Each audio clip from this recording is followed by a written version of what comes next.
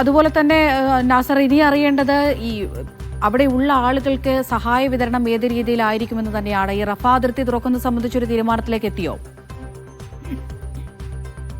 റഫ അതിർത്തി ഇപ്പോൾ ഞായറാഴ്ച തുറക്കുമെന്നാണ് ഇപ്പോൾ ഇസ്രായേലിന്റെ വിദേശകാര്യമന്ത്രി അല്പം മുമ്പ് ഒരു പ്രതികരണം നടത്തിയിരിക്കുന്നത്. പക്ഷേ കാര്യത്തിൽ പൂർണ്ണമായിട്ടുള്ള വ്യക്തതയിൽ എത്തിയിട്ടില്ല. ഞായറാഴ്ച റഫ അതിർത്തി തുറക്കും എന്നാണ് ഇപ്പോൾ പറഞ്ഞിരിക്കുന്നത്. കാരണം 20 ജീവനോടെയുള്ള ബന്ദികളെ കൈമാറിയ അതേ ദിവസം തന്നെ റഫ അതിർത്തി തുറക്കാനും ഒരു വിഘ്നവും കൂടാതെ ഈ സഹായ വസ്തുക്കൾ ഗസയിലേക്ക് എത്തിക്കണമെന്നൊക്കെ കരാറിലുണ്ടെങ്കിൽ പോലും ഇനിയും അത് പുലർന്നിട്ടില്ല. കാരണം ഇന്നലെ 300ഓളം ട്രക്കുകൾ കടത്തിവിടുമെന്ന് പറഞ്ഞിരുന്നെങ്കിൽ പോലും അത്ര പോലും ട്രക്കുകൾക്ക് കടന്നുപോകാൻ സാധിച്ചിട്ടില്ല. അതിനുള്ള അനുമതി നൽകിയിട്ടില്ല.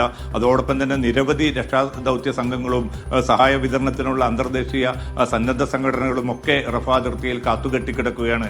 അവർക്കും ഗസയിലേക്ക് കടന്നു വരാനോ ഈ തകർന്നടിഞ്ഞ കെട്ടിടാവശിഷ്ടങ്ങൾ നീക്കം ചെയ്യുക എന്നൊരു ഭാരിച്ച ജോലിയുണ്ട്. അതിനിടയിൽ ആയിരക്കണക്കിന് മൃതദേഹങ്ങൾ കുടുങ്ങിക്കിടക്കുന്നതായ റിപ്പോർട്ടുകളുണ്ട്. അപ്പോൾ ഇതൊക്കെ ഒന്ന് പുറത്തെത്തിക്കാനും ഏറ്റവും മിനിമം ഉള്ള ഒരു താമസ സൗകര്യങ്ങൾ, ഇപ്പോൾ ജലവിതരണ സംവിധാനം പൂർണ്ണമായിട്ടും തകർക്കപ്പെട്ട ഒരവസ്ഥയിലാണ്. അപ്പോൾ കുടിവെള്ളത്തിന്റെ വിതരണം എന്നത് എത്രയും പെട്ടെന്ന് അത് പുനഃസ്ഥാപിക്കേണ്ടതുണ്ട്. അതോടൊപ്പം തന്നെ ആശുപത്രികളിലെ അവസ്ഥ നമുക്കറിയാൻ സാധിക്കും. പിന്നിട്ട 2 വർഷക്കാലം നടന്ന ഏറ്റവും കിരാതമായിട്ടുള്ള യുദ്ധത്തിലൂടെ ആശുപത്രികളൊക്കെയും തകർക്കപ്പെട്ട ഒരു സാഹചര്യമുണ്ട്. അവിടത്തേക്ക് മരുന്നുകൾ ലഭ്യത ഉറപ്പുവരുത്തുക എന്നതുൾപ്പെടെയുള്ള അടിസ്ഥാന കാര്യങ്ങളിൽ പോലും ആവശ്യമായിട്ടുള്ളൊരു നീക്കം ഈ കരാറുണ്ടായിട്ട് പോലും നടപ്പാവുന്നില്ല. ആ ഒരു പശ്ചാത്തലത്തിലാണ് അല്പം മുമ്പ് ഹമാസിന്റെ ഒരു പ്രതികരണം വന്നിട്ടുണ്ട്. കാരണം തങ്ങളുടെ പോരാട്ടം എന്നത് ഏതെങ്കിലും നിലയ്ക്ക് തങ്ങൾ അമർച്ച ചെയ്യുമെന്ന് ആരും കരുതേണ്ടതില്ല.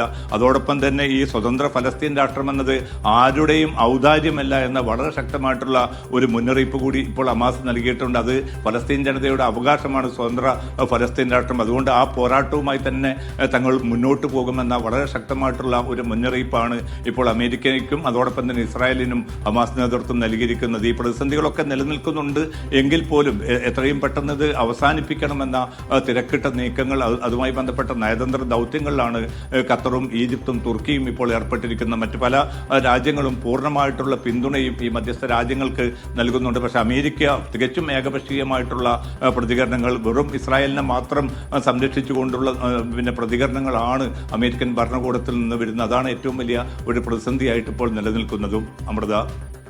ശരി, MC നാസറാണ് വിശദമായ വിവരങ്ങൾ നൽകിയത്.